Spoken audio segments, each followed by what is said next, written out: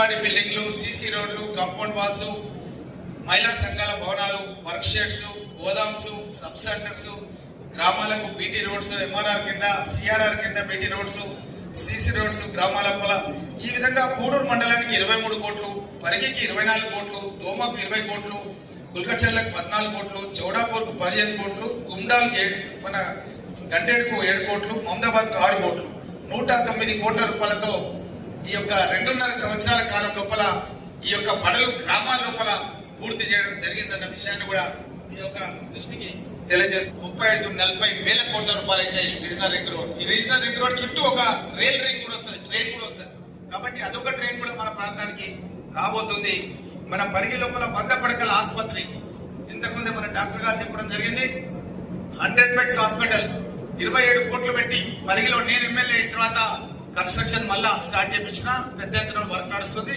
గతంలో నేను ఎమ్మెల్యే ఉన్నప్పుడు చేయించిన బిల్డింగ్స్ ఉన్నాయి, ఆడ వేరే బిల్డింగ్స్ అన్ని కూడా కూలిపోయినా, ఏ బిల్డింగ్ లేదు అక్కడ అన్న విషయాన్ని తెలియజేస్తూ, అదేవిధంగా మున్సిపల్ బిల్డింగ్ కూడా 8 కోట్లు పెట్టి కొత్త మున్సిపల్ బిల్డింగ్, అధునాతనమైన బిల్డింగ్ కట్టబోతున్నాం. అది టెండర్ అయిపోయింది.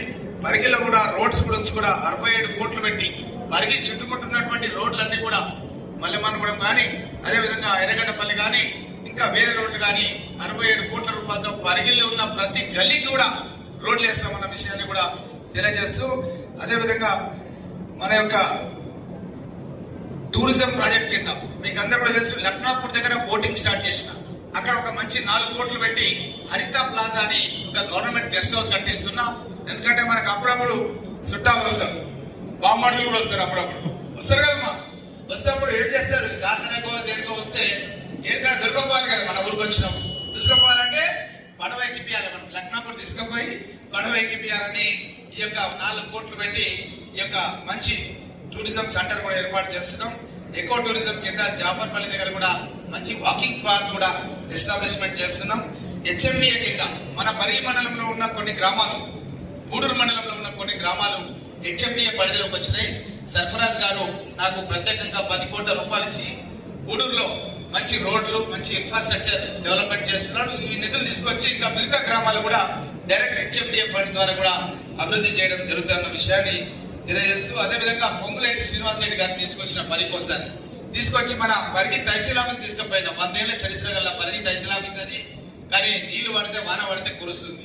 ఆయన తీసుకుపోయి చెప్పిన ఇది కూలగొట్టాలి, కొత్తది 2 కోట్లు పెట్టి కట్టియాలంటే వెంటనే మా శ్రీశైలం వీళ్ళందరూ పిలిచి, ఆడ పక్కనే వీళ్ళందరూ విలేకరులు పిలిచి మాట్లాడి 2 కోట్లు మంజూరు ఇస్తున్నా అని చెప్పి శాంక్షన్ ఇచ్చిండు. ఇప్పుడు నుంచి అప్పా జంక్షన్ వరకు మీకు తెలుసు 1000 కోట్ల రూపాయలతో పని జరుగుతుంది. పర్యావరణవేత్తలు కోట్లకు వేసేసి పనులన్నీ ఆపేస్తే ముఖ్యమంత్రి గారి దృష్టికి నేను తీసుకెళ్లి పర్యావరణవేత్తలు నా ఇంటికి పిలిపించి మాట్లాడి ఆ కేసు విరమింపజేసిన. 400 KVA సబ్ స్టేషన్, అసలు మన జిల్లాలో లేని సబ్ స్టేషన్ 900 కోట్ల రూపాయలతో మనం తీసుకురావడం జరిగింది. అదేవిధంగా కృష్ణా రైల్వే లైన్ ఆల్రెడీ ఇంతకుముందు చెప్పడం జరిగింది. యంగ్ ఇండియా ఇంటర్నేషనల్ స్కూల్, ఇవన్నీ కూడా చెప్పడం జరిగింది. ఇవి కాకుండా ముఖ్యంగా గ్రామ పంచాయతీ బిల్డింగ్లు, అంగన్వాడీ బిల్డింగ్లు, సీసీ రోడ్లు, కాంపౌండ్ వాల్స్, మహిళా సంఘాల భవనాలు, వర్క్ షెడ్స్, గోదామ్స్, సబ్ సెంటర్స్, గ్రామాలకు బీటీ రోడ్స్, ఎంఆర్ఆర్ కింద, సిఆర్ఆర్ కింద బీటీ రోడ్స్, సీసీ రోడ్స్, గ్రామాల పొల, ఈ విధంగా పూడూరు మండలానికి 23 కోట్లు, పరిగికి 24 కోట్లు, దోమకు 20 కోట్లు, కుల్కచెర్లకు 14 కోట్లు, చౌడాపూర్కు 15 కోట్లు, గుండాల్ మన గండేడుకు 7 కోట్లు, మమదాబాద్కు 6 కోట్లు, 109 కోట్ల రూపాయలతో ఈ యొక్క 2.5 సంవత్సరాల కాలం లోపల ఈ యొక్క పడలు గ్రామాల లోపల పూర్తి చేయడం జరిగిందన్న విషయాన్ని కూడా మీ యొక్క దృష్టికి తెలియజేస్తాను.